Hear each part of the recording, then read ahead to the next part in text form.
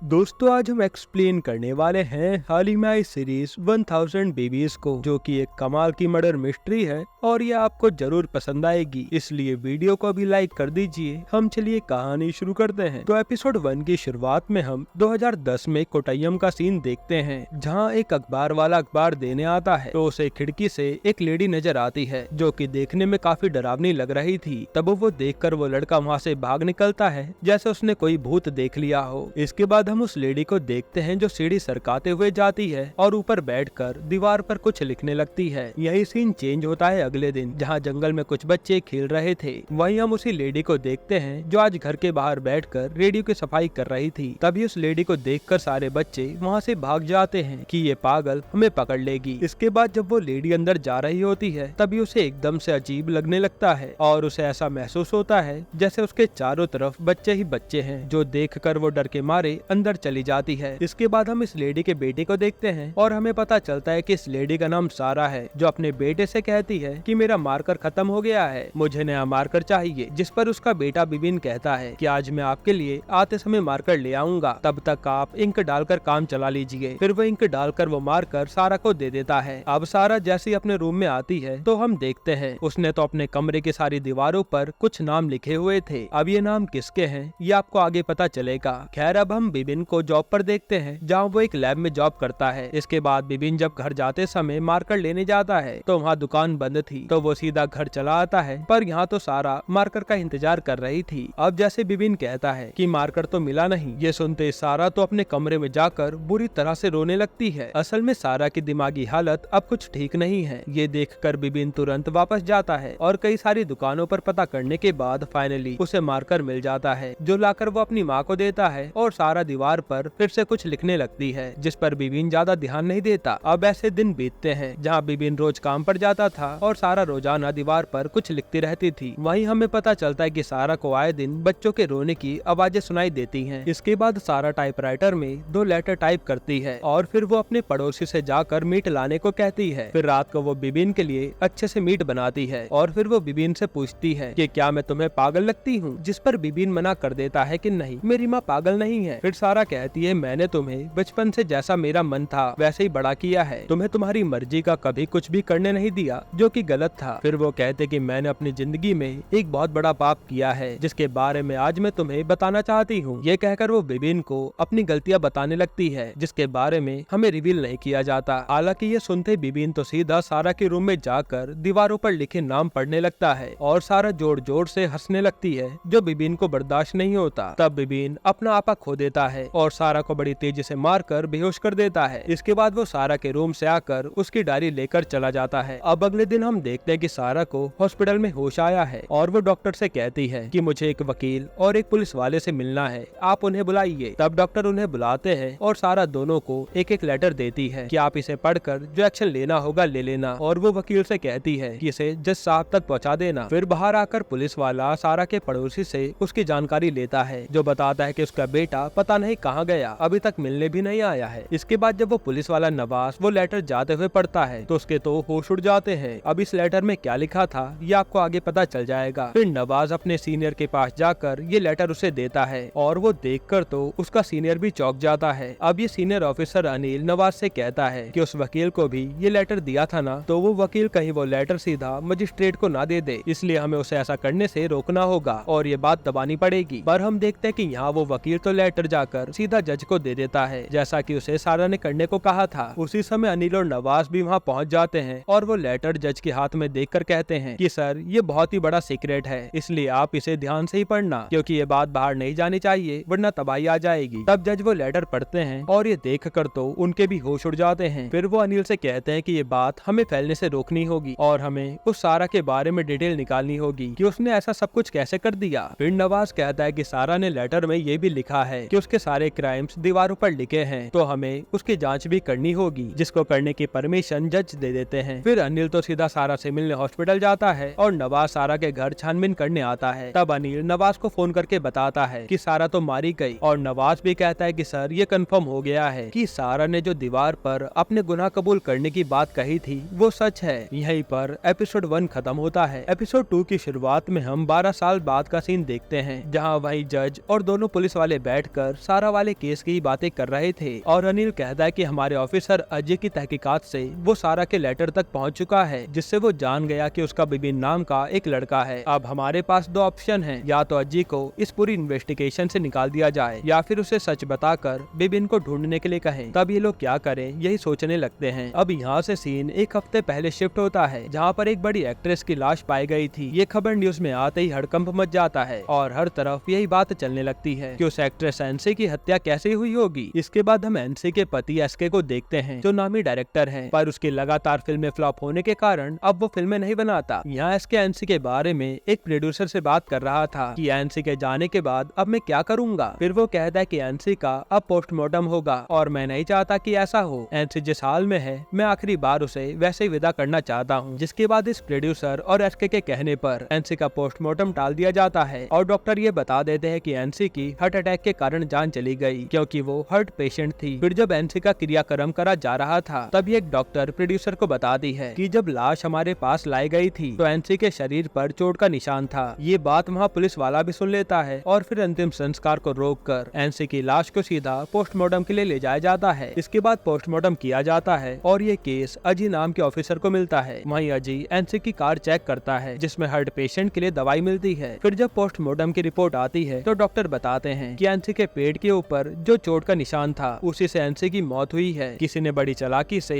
NC का murder किया है। तब अजय कहता है कि यानी किलर ने हमारा ध्यान भटकाने के लिए एनसी की कार में हार्ट की दवाई रखी थी ताकि सब हार्ट अटैक ही समझे। जिसके बाद अजय एनसी जहाँ शूटिंग कर रही थी वहाँ के क्रू मेंबर को पूछताछ के लिए बुलाता है। हालांकि पूछताछ के बाद भी इन लोगों के हाथ कुछ नहीं लगता, पर यहाँ चौंकाने वाली बात ये थी कि एनसी का उसके बर्थडे वाले दिन ही मर्डर हुआ है, जो बात अजय अपने जूनियर विवेक को बताता है। फिर अजय कहता है कि एनसी की लाश सबसे पहले किसने देखी थी उसका पता करके बताओ। अब अगले दिन विवेक उस आदमी को लाता है जिसने एनसी को सबसे पहले देखा था और अजय उससे सवाल जवाब करने लगता है, जिसके वो सही सही जवाब दे देते हैं। फिर अजय एनसी की मेकअप आर्टिस्ट को बुलाता है, जो कहती है कि पहले मैं एनसी मैडम का मेकअप करती थी, पर बाद में एसके सर के मना करने पर मैंने काम छोड़ दिया, क्योंकि उन्हें मेरा एनसी के साथ रहना पसंद नहीं था। ये सुनकर अजय एसके के बारे में डिटेल निकलवाता है तो पता चलता है कि एसके बहुत ही घमंडी आदमी है, जिसकी ज्यादा लोगों से नहीं बनती। फिर ये दोनों एक प्रोड्यूसर से मिलने जाते हैं, जो बताता है कि एसके और एनसी ने शादी तो कर ली थी, पर शादी के बाद एसके अपने ही घमंड में रहने लगा, यहाँ तक कि वो एनसी की जरा भी इज्जत नहीं करता था। जिसके बाद एसके का करियर तो डूबने लगा, पर एनसी ने काम कर करके अपना नाम बना लिया। अजय पूछता है कि एनसी डिवोर्स भी तो ले सकती थी, लेकिन प्रोड्यूसर बताता है कि एनसी ने एक बार सोचा भी था, पर जब उसे पता चला कि वो हार्ट पेशेंट है तो उसने ये बात फिर दोबारा नहीं सोची। इसके बाद अजय सीधा एसके के पास आता है और एसके कहता है कि पति पत्नी के बीच तो झगड़ा होते ही रहता है, पर बात कभी ज्यादा बढ़ी नहीं। हालांकि एसके की बातों से अजय समझ जाता है कि एसके आज भी घमंड में चूर है। तभी विवेक आकर अजय को अपने साथ ले जाता है और ये लोग सीधा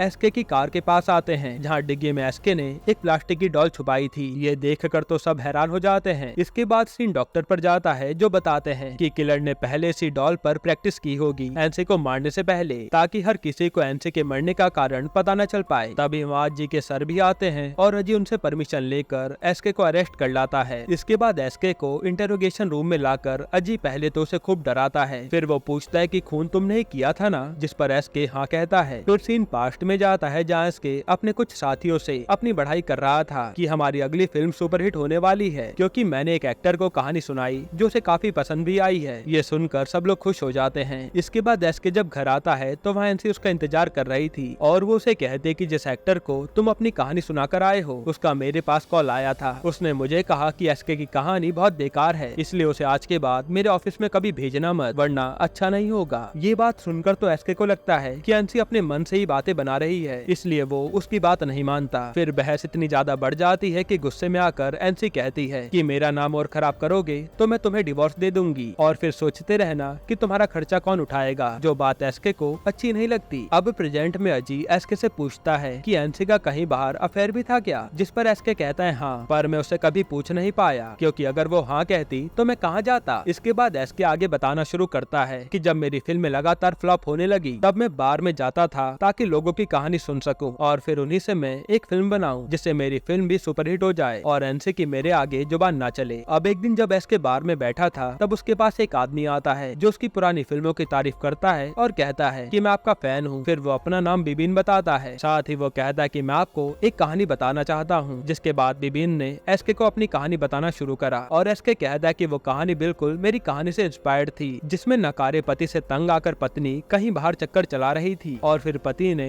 अपनी पत्नी को बड़ी प्लानिंग के साथ मार डाला। फिर एसके कहता है कि ये सुनकर मैं भी कन्विंस हो गया कि मुझे भी एनसी को रास्ते से हटा देना चाहिए। और फिर एक दिन बिबिन मेरे लिए वो डॉल लेकर आ गया कि इस पर प्रैक्टिस करो अगर एनसी को रास्ते से हटाना है तो। जिसके बाद मैं लगातार उसी डॉल को मारकर प्रैक्टिस करने लगा। अब हम देखते कि एक दिन एनसी जब शूटिंग के दौरान अपनी कार में आती है तो मौका पाकर एसके उसे जान से मार डालता है और फिर वहाँ से निकल जाता है। यानी अब अज्जी ने ये केस सॉल्व कर दिया था। पर बाहर आकर अज्जी सोचने लगता है कि ये बिबिन कौन है जिसने एसके को उकसाया है। हालांकि अब केस सॉल्व होने के बाद एसके को सजा हो जाती है और अज्जी का नाम हर तरफ फेमस हो जाता है जिसने इस केस को इतनी जल्दी सॉल्व कर दिया। फिर एक दिन जब अज्जी अपने ऑफिस में था तब उसे एक लड़की मेरलिन मिलने आती है जो उसे कहते कि मेरे पास ये लेटर एक हफ्ते पहले आया था और मुझे लगता है कि ये लेटर मुझे एक लड़के ने भेजा है और इस लेटर में उन्हीं का नाम है जिनका केस आज के न्यूज़पेपर में आया है, एनसी और एसके का। जिस पर अज्जी पूछता है कि वो कौन है लड़का, तो मेरलिन उसका नाम बिबिन बताती है। वो कहते कि बिबिन मेरे साथ एक लैब में काम करता था। ये सुनकर तो अज्जी के होश उड़ जाते हैं कि यानी बिबिन काफी पहले से ही ये मर्डर प्लान किए बैठा था। यहीं पर एपिसोड 2 खत्म होता है। एपिसोड 3 की शुरुआत में अज्जी आज फिर से मेरलिन से मिलने आता है और कहता है कि बिबिन के साथ तो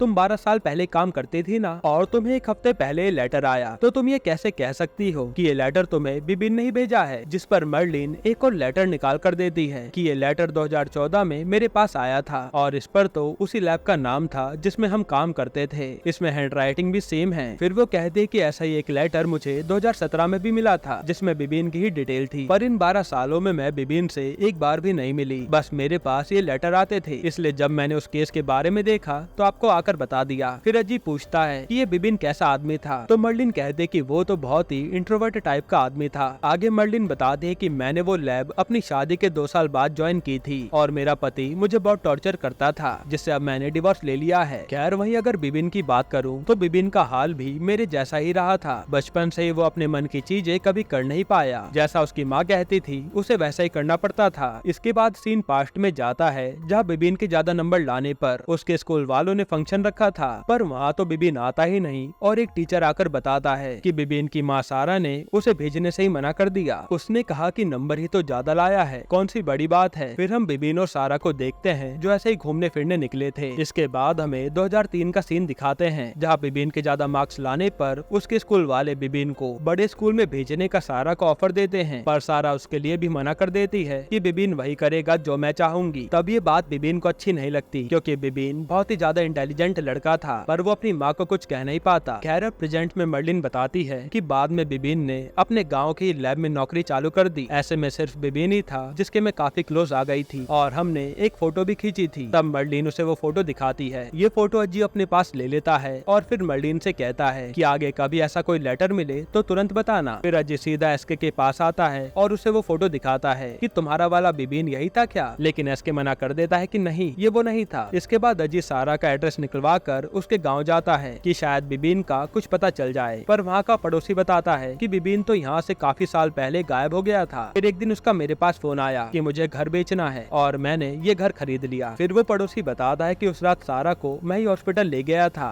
जिसने 2 लेटर दिए थे, एक पुलिस वाले को और एक वकील को। ये सुनकर अज्जी उस वकील का पता करता है जिसे लेटर मिला था और वो उस वकील से मिलने आता है। ये वकील बताता है कि एक लेटर मैंने उस टाइम पर जज को दे दिया था और एक पुलिस वाला नवाज ले गया था। ये जानकर अज्जी सीधा वहाँ के थाने में नवाज सर से मिलने आता है। उसी दौरान उसे अंसारी नाम का पुलिस वाला भी मिलता है जो उसकी अकेडमी में जूनियर था। फिर जब अज्जी नवाज से मिलता है तो उसे वो लेटर दिखाता है जो मर्लिन को मिलते थे। साथ ही अज्जी कहता है कि इन सब में बिबिन का नाम सामने आया है जो कि खूनी हो सकता है, अब हमें उसी का पता करना है। फिर वो कहता है कि बिबिन के बारे में जांच करते हुए मुझे सारा के बारे में पता चला जिसने मरने से पहले 2 लेटर दिए थे। ये बिबिन सारा का ही बेटा है, मुझे उसी के बारे में जानना है। तब नवाज अज्जी को बाहर लेकर आता है और कहता है कि ये बात हम यहाँ पर नहीं कर सकते, तो मुझे अपना नंबर दे दो, मैं तुम्हें खुद बुला लूंगा। तो अज्जी अपना नंबर देकर वहाँ से चला जाता है। इसके बाद हम उसी रात का सीन देखते हैं जहाँ नवाज के साथ वो जज और उसका सीनियर अनिल बैठे हुए थे और ये वही बात कर रहे थे कि हमें बिबिन का पता लगाना है तो अज्जी को सच बताना होगा। तभी अज्जी का फोन आता है और ये लोग उसे यहाँ बुला लेते हैं। अब यहाँ अज्जी अपनी पूरी जांच के बारे में बताता है और कहता है कि आप सब बार बार उस लेटर के बारे में सुनकर डर जाते हैं, ऐसा क्या था उस लेटर में। जिस पर जज कहते हैं कि अब तुम्हें सच बताना ही पड़ेगा। तब नवाज बताता है कि कोट्टयम में एक हॉस्पिटल था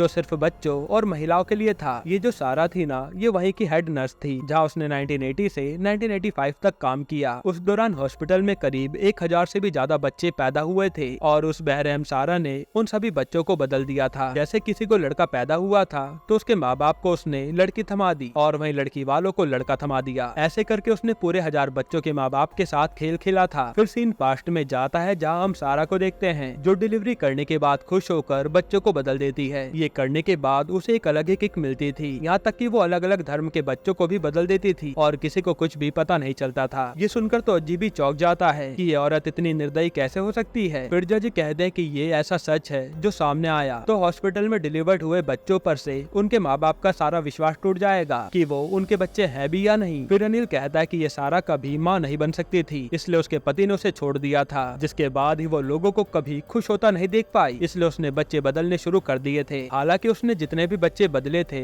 उन सब की जानकारी उसने पूरी डिटेल के साथ अपने पास लिखी हुई थी, जिसके बाद जब वो बूढ़ी होने लगी तो ये जानकारी वो दीवारों पर लिखने लगी ताकि वो ये सब भूल ना जाए। फिर हमें 1985 का सीन दिखाते हैं, जहाँ एक माँ सारा के पास आती है और कहते कि मेरी बेटी शादी से पहले ही माँ बन गई है, इसलिए हमें ये बच्चा नहीं चाहिए। जो सुनकर सारा तो खुश हो जाती है कि अब मैं उसका बच्चा रख लूंगी। फिर वो जाकर पहले 2 औरतों की डिलीवरी कराती है और फिर जिस औरत को लड़का हुआ था उसका बच्चा अपने पास रख लेती है और उसे बता देती है कि तुम्हें लड़की हुई है, यानी बिबिन को सारा ने धोखे से गोद ले लिया था। अब प्रेजेंट में ये तीनों लोग जिसे कहते हैं कि सारा के लेटर से ही हमें पता चला था कि बिबिन को सारा के कांड के बारे में सब कुछ पता है, इसलिए हमने बिबिन को ढूंढने की काफी कोशिश करी पर हम उसे ढूंढ नहीं पाए। तब अनिल कहता है कि अब तुम भी सच जान गए हो और हमें पता है कि बिबिन भी सारे बच्चों के बारे में डिटेल में जानता है, इसलिए हमें बिबिन को पकड़ना ही होगा क्योंकि वो ये सच सबके सामने ला सकता है और जैसा तुमने बताया वो मर्डर भी करने लगा है, तो ये बहुत ही खतरनाक रूप ले सकता है। फिर अनिल कहता है कि मैं तुम्हारे लिए एक अलग यूनिट बनाता हूँ ताकि तुम बिबिन के केस पर काम कर सको। हमें कैसे भी करके इस बिबिन को पकड़ना है, पर तुम सारा वाला सीक्रेट अब किसी से शेयर नहीं कर सकते। फिर अजी कहता है कि बिबिन को अरेस्ट करने के बाद आगे क्या करना होगा, तो ये तीनों ही कहते हैं कि उसे जान से मार देंगे ताकि ये राज यहीं हमेशा के लिए डूब जाए। जो सुनकर अजी भी चौंक जाता है। यहीं पर एपिसोड 3 खत्म होता है। तो दोस्तों इसके आगे के एपिसोड में हम जानेंगे कि कैसे अजी उस मास्टरमाइंड बिबिन को पकड़ेगा जो सारा के सारे राज जानता है। अगर आपको इसके आगे के एपिसोड कल ही चाहिए तो कमेंट में पार्ट 2 लिख देना, हम कल ही एक्सप्लेन कर देंगे। बाकी अगर आपको हाल ही में आई एक कमाल की मूवी देखनी है तो आप ये वीडियो देख लीजिए।